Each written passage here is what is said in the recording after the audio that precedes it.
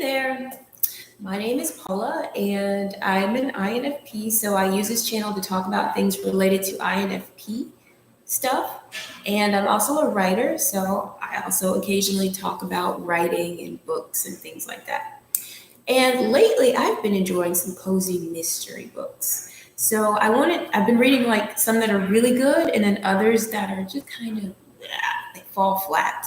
So I wanted to talk about three things that I've noticed that can make a cozy mystery that would be really good go wrong. So if you're writing one, these are three things that you might want to watch out for. So here's the first thing of what not to do when writing a cozy mystery.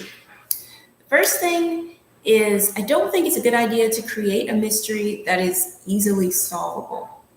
That seems obvious, but unfortunately, a lot of the cozy mysteries that I read, like by the first chapter, I feel like I know what's going to happen at the very end of the book, and I'm usually right.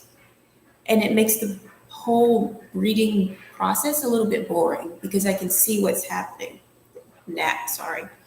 For example, there is this cozy mystery I'm reading right now. I'm not done with it just yet, but it's called See You Soon by N.C. Marshall.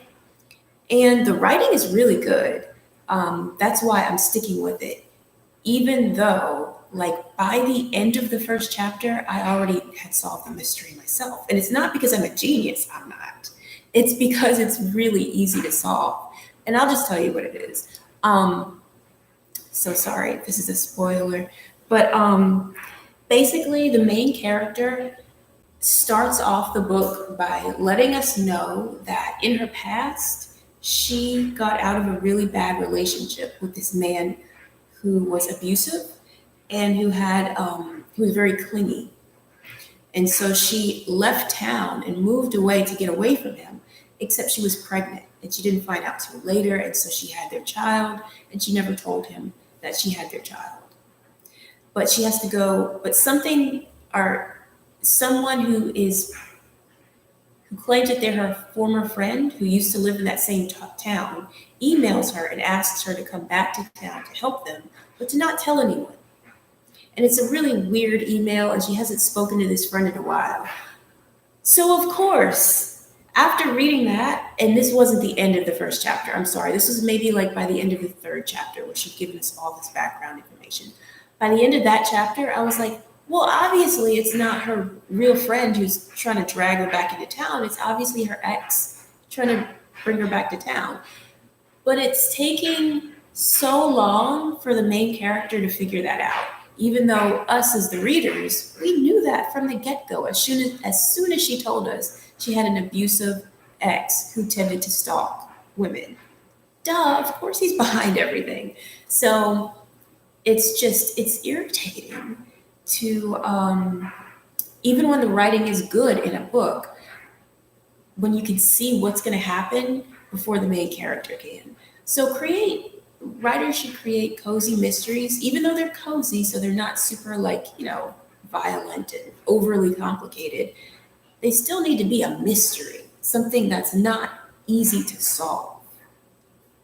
The second thing not to do is to introduce so many suspects that readers can't keep up with who's who. This is another problem that I've come across in books. Like, the writing will be really good, there's a lot of action, and this also happens in science fiction and adventure series, I notice. But there are so many characters introduced that I have to write a flow chart or something to keep up with who's who in the story. So it just makes reading too complicated.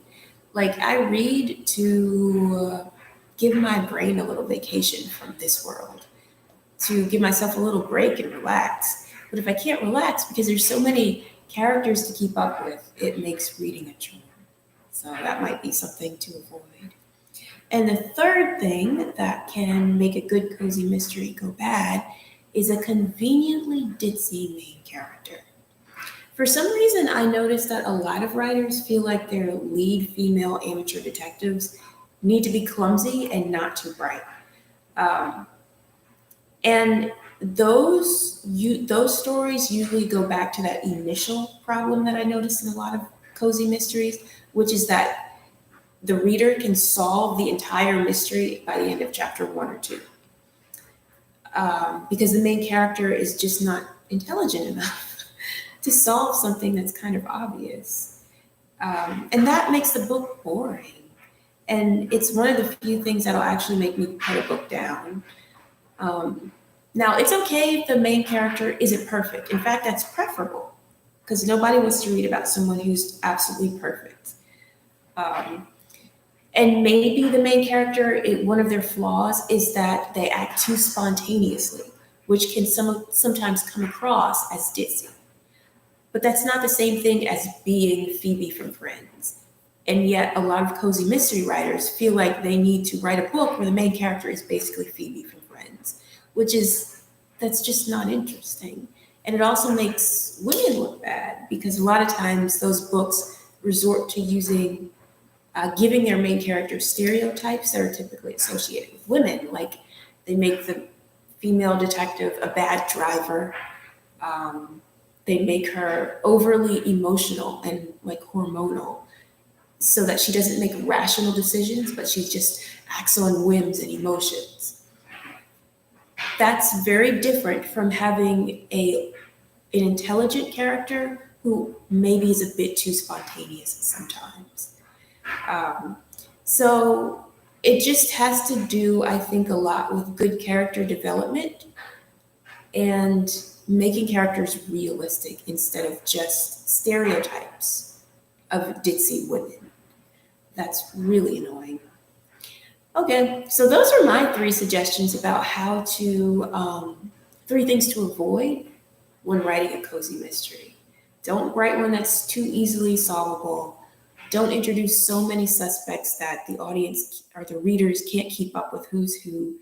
And don't have a female lead who is like super ditzy in a stereotypical way.